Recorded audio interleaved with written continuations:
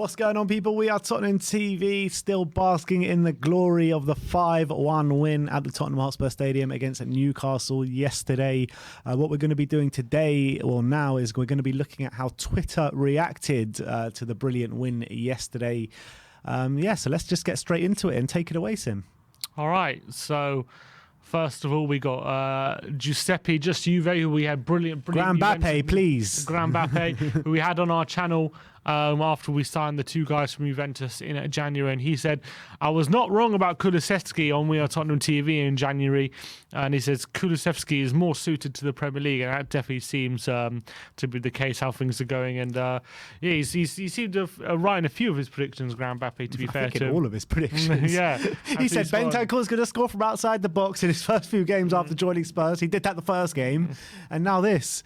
And he's also said that, about Bentancur, about how he can, lose possession in the middle of the park, which we've seen quite often as well. So, I mean, the guy has been spot on. He knows his stuff, and absolutely spot on there. Dan Kilpatrick says, Spurs pile on the pressure on Arsenal, moving to the top four. Their second half performance without an actual left wing back was superb, and they should worry, and that should worry their CL rivals. Really feels like it's clicked for Conte. Absolutely. Yeah, I felt the exact same thing yesterday. I mean, it just feels like as the games progress, game on game, we're turning more into a Conte side every game that goes by. And to do it yesterday without that left wing back, like he says, everyone had their reservations about the wing backs yesterday. Stellar performance, man. Squawker says Dejan Kulusevski has now provided more Premier League assists than any other player since making his Spurs debut in February. With 5 assists. Give me a ginger from Sweden. I'm loving this guy so much. He's already a fan's favourite. Yeah, and he's so good. He's so creative. And, you would have thought, I would have thought it would have taken him longer to settle in, but he really is fitting right into the Premier League. And another brilliant assist with his right peg, and more assists than any other player since February, which is fantastic considering he's in a new league and a new team and everything. Fantastic stuff. That's what people said. Everyone was saying the same thing after he made his debut against Brighton. Oh, yeah, he looks like he's got good ability, but he's going to take quite a while to bed into this team, to get bed into the Premier League. I mean, he's one of the best players in the Premier League at the moment. He's playing fantastically well. Statman Dave on Romero. Romero's game by numbers: 100% take-ons completed, 94% accuracy, 94 touches, 77 passes completed, 11 ball recoveries, 8 out of 10 ground duels won, 7 out of 7 tackles won, 3 out of 5 long balls successful. Monstrous performance. It really was. And what a game it was from Cuti Romero. Brilliant performance. Yeah, did you give him your man of the match yesterday, Romero? I can't remember who I gave man of the match to, actually. Can't remember. I think it was Romero. Could have been a list of players, let's be honest, but yeah, Romero was monstrous, and you're really starting to see why this guy was the best defender in Serie A last year. Definitely, and surprised no one bigger was in for him now, considering how he's playing. Spurs web say, according to the Sun, Tottenham will play Arsenal on Thursday, the 12th of May. So that North London derby is getting a lot closer to being booked in as things stand. Looks like it will be the Thursday now. Wow. What a game that's set up to be. I can't wait for that game. I was dreading it a few weeks ago. No, I can't wait for it. Can't wait for it. Premier League panel says Romero, Bentancur and Kulusevski are filling the holes that they had from the end of the Poch era of a leader of centre-back, a high-volume passer in midfield, and a final third creator to supply Kane and Son. If they recruit this well for the other holes, then the future under Conte looks very exciting. Yeah, absolutely. And, if we do recruit well, it's going to be very difficult to bridge that gap that there is between kind of like second to the rest of the league, between Man City and Liverpool. But in terms of Conte, he only wants to be here if he has a few % chances, if he can win the league, right, for next season. Can we bridge that gap? I mean, it's going to be highly unlikely, but we have to be perfect in our recruitment. And even if we are perfect in our recruitment, it's still unlikely, isn't it? Of course. I'm saying we have to be perfect in our recruitment, and it's still unlikely, but it's never impossible. Nothing in football is impossible. With Conte at the helm, you never ever know, especially with Kane. Look, we have Kane and Son, and they're two players who can actually play for City and Liverpool. So if we get players around them on that level, then who knows? We know Conte's all about very short term and getting results very quickly. So maybe we can make a charge for it, but still, of course, you're never going to say it's likely the way the state of the squad is now. But maybe we can go some way to closing it for sure. All right. Noz Ahmed says, been singing his praises since he signed, but honestly just love Kulusevski. Not one of those players you expect to score every game, but almost always contributes to every game without fail. Signing both him and Bentancur have breathed new life into our season. Absolutely. I couldn't agree with that more. Like I keep saying, they've both hit the ground running. The tweet before said they both filled holes where we've had voids in the squad for quite a while. And, you know, they're both linking up with every single person on the pitch so well. You've got that partnership of Bentancur and Højbjerg, which is completely flourishing now, and you've got the front three partnership with Kulusevski, Kane and Son, as well as I think Kulusevski's got a bit of a good relationship with Doherty there on the right as well. So there are really good partnerships forming all over the pitch for Tottenham now. Spurs over the SKK graphic, 8.4 for Kulusevski, 7.7 for Kane, 8.6 for Son. Brilliant performance from them three as well. SKK trademark 7.7. Yeah, I don't know who he's taken that from. Definitely should be more better. Spurs tweeted, I don't know which Spurs account that is, but tweeted out a picture of the rabbi. Big up to the rabbi. Look at what a picture that is. Missed him. Definitely around the lane. He seems to be having a good time. There he is, living his best life. Go on, the go on, the rabbi. Premier League panel again says each one of Kane, Son, and Kulusevski can score and create goals. They are all dangerous in transitions in different ways. Son's off the ball runs, Kane's playmaking, and Kulusevski's ball carrying and power. They'll develop into a lethal front three under Conte's coaching, and they already are, aren't they? They already have. But this is just the beginning. It's frightening how good these guys can get. Think about it, like once they've had a proper pre-season behind them, all working together. On the back of that, they would have had this season working together as well. So I'm already looking forward to next season. Definitely. Extra Inch says, Romero is unbelievable. There are still non-believers even in our own fan base, and I generally don't understand how or why. Sure, he's not the best defending at corners, which is a team effort. Big deal. He's one of the best defenders I've ever seen at Spurs. Wow, that is high praise. Best defender he's ever seen at Spurs. One of the best defenders. Still, I mean, look, I'm not going to say that until I've seen him over a long stretch of time, but I think that you're definitely seeing that he can have qualities to get there for sure. Imagine a back three of Jan, Toby, and Romero. Yeah, Romero on the right, Toby in the centre, Jan on the left, man. Oh, I want to bring them both back just to see it one game, one time. For one last dance. Exactly, that'd be unbelievable. Paul O'Keefe says Harry Kane's second half performance was ridiculous. Honestly, can't recall any other striker who can drop off and conduct the orchestra like it's nothing. He's a special player, and right now he's playing the best of his career. Yeah, I completely agree with that. I mean, you cast your mind back to last season when we said this is the best version of Harry Kane we've seen under Jose Mourinho. I think this has been stepped up a notch. I really believe that. I mean, the guy is just unplayable at the moment. Defenders don't know whether to stick with him or go. Midfielders don't know whether to stick with him or go. Nobody knows how to handle the guy. How do you handle someone like that? I don't know. It's difficult. How do you handle? Because if the defender, like they explained it quite well on Match of the Day last night, like if the defenders go with him, like they just create so much space and leave the void if they keep going with him till the halfway line. Then the midfielders go for him, they can create other holes around in the other pitch. So this guy, unbelievable. Jonathan Veal says Tottenham's front three have transformed their season. They have produced 27 combined goal contributions in their last 8 Premier League games. Kane has 8 goals and 4 assists. Son has 5 goals and 3 assists, and Kulusevski 2 goals and 5 assists. Wow. Brilliant. And that's what I was talking about with kind of partnerships all over the pitch, and not just all over the pitch, but especially that front three. You're seeing, how long have we been calling for someone else to take that burden off Kane and Son, someone else that can influence the game, someone else that can provide a bit of end product, and we finally got that. Yeah, Kulusevski really is laying the platform for both of them. But yeah, look, they're all three of them playing brilliantly. Premier League panel again says, think back to Christian Romero's cover defending for his teammates in the first half to stop a likely Newcastle goal. He is the type of centre-back to actively win his team points with his reading of the game and defensive fundamentals, a rare breed of centre-back in the modern game. Absolutely. Couldn't agree more.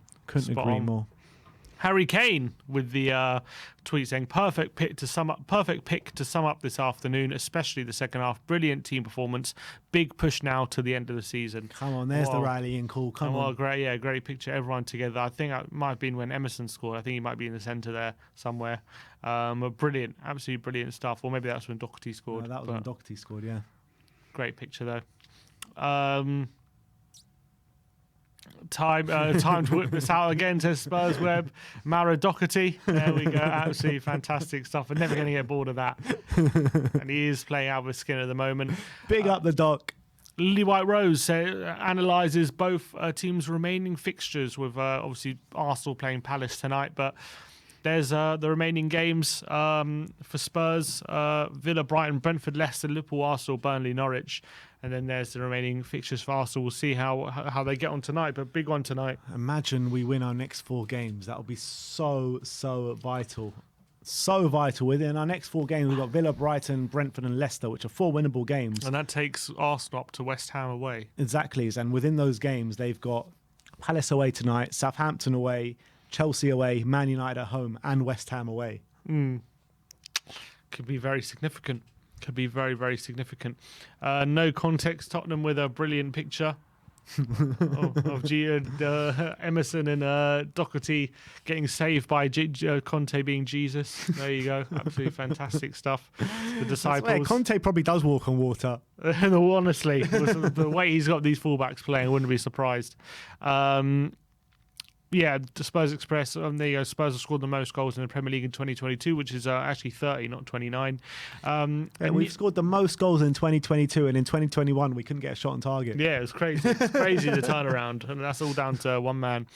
A day since Bergwijn has scored a goal has got a new tweet, and it's 0 as he got a goal yesterday for great stuff. Statman Day with Bentancur stats 100% ground duels won, 100% tackles won, 90% passing accuracy, 82% final third pass accuracy. That's impressive, and 75% long ball accuracy. Continues to boss midfield battles. Absolutely. And what a signing he's been, Bentancur. He really has. I mean, I love the guy. I mean, these 3 signings, Romero, Bentancur and Kulusevski, to get these signings as well with no European football as well, I think has been absolutely amazing. It really has. I mean, they're just top quality players. And you got to say, big up to Don Paratici. Yeah, he's done very, very well. Harry Kane stats from yesterday: first in goals. In the Premier League in 2022, he's got his first in goals, assists, shots on target, and through balls. That is why he is the best player at the moment in the Premier League, Harry Kane. Absolutely. Orbino says only Liverpool and Man City have earned more points than Spurs since Antonio Conte was appointed, which is massive. Yeah. You're looking at teams like Arsenal, Chelsea, Man United, who all spent bucket loads of money, especially Arsenal. I know, nobody expected them to be in the top 4 race before the start of the season, but they were Premier League's biggest spenders in the summer. Yeah.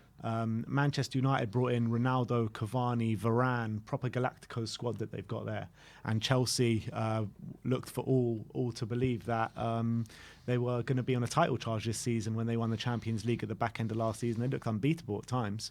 And to get more points than these kind of teams, unbelievable. Again, credit to Antonio. Great picture after the game yesterday. Bentancur, Højbjerg with Reguilon and Romero. Reguilon obviously in his casual wear, but hopefully he'll be back for the next game against Aston Villa. All the signs point to he will be. So good stuff there. Lovely picture.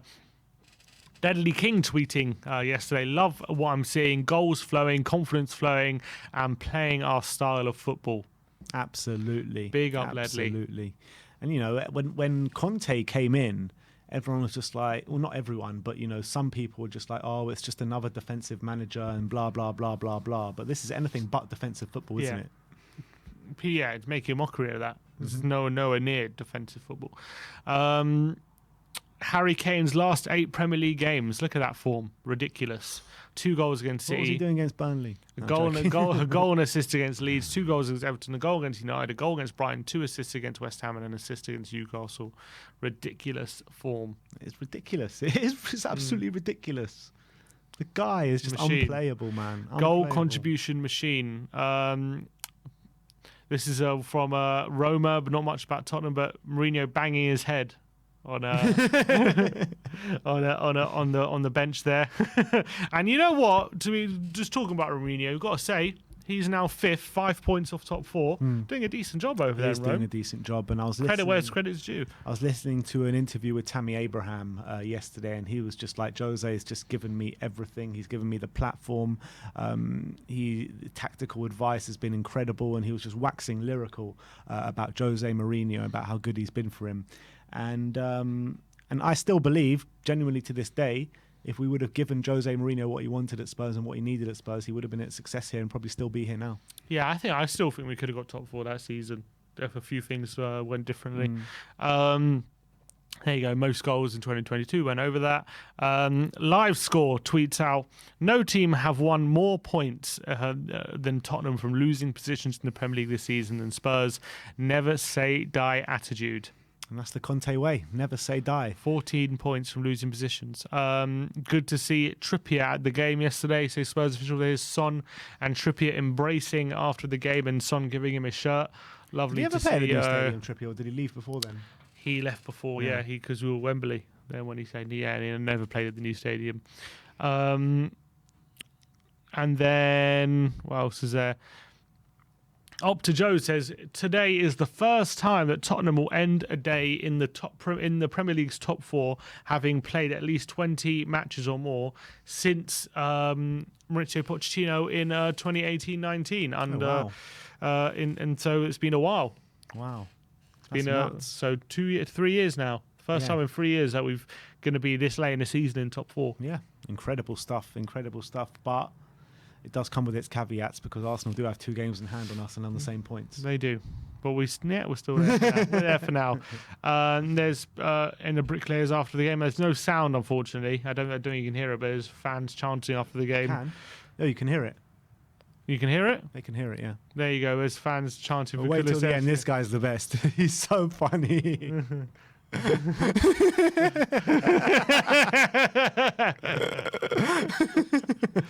Brilliant. Fans are absolutely hyping it after the game. Fantastic stuff. Big up. That's Joe Mack. Terry Flewers says, big up Terry, says Kulusevski has been a better signing than Luis Diaz. He says, and Diaz has been great for Liverpool, but Kulusevski is mocked by rival fans and has been sensational. Yeah.